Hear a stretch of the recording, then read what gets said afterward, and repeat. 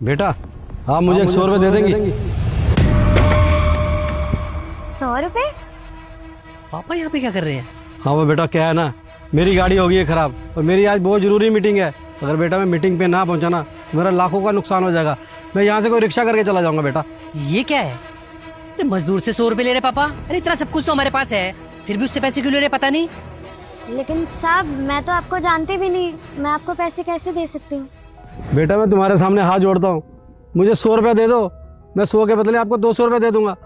इस टाइम मैं बहुत बड़ी मुसीबत में फंसा हूँ बेटा।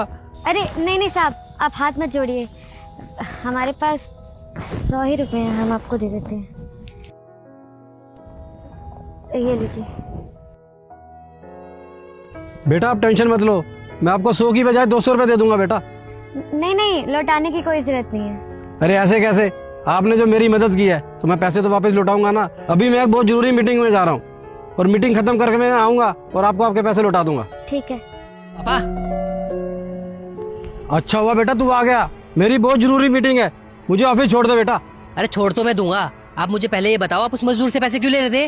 अरे सब कुछ तो है हमारे पास, वो क्या सोचेगी हमारे बारे में कि हमारे पास 100 रुपए भी नहीं है? आपको पैसे चाहिए ही थे तो मेरे से ले लेते, उससे क्यों मांग रहे थे वहाँ पे? बेटा मैं उसकी मदद करना चाहता था, इसलिए मैंने ये सब कुछ किया।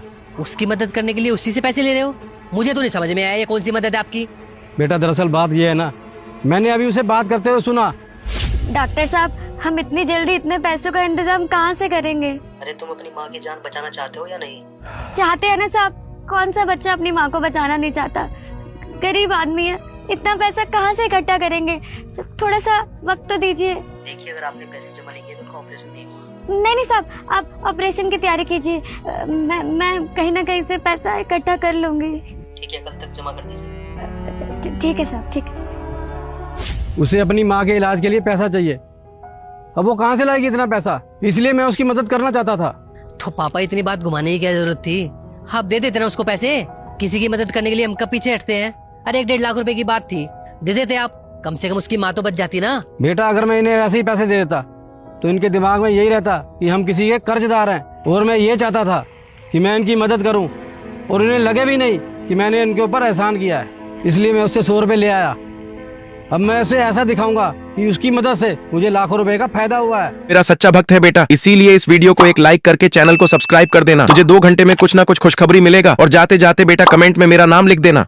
और मैं खुश होकर उनको इतने सारे पैसे दे रहा हूँ, उनकी मदद भी हो जाएगी और उन्हें एहसान भी नहीं लगेगा।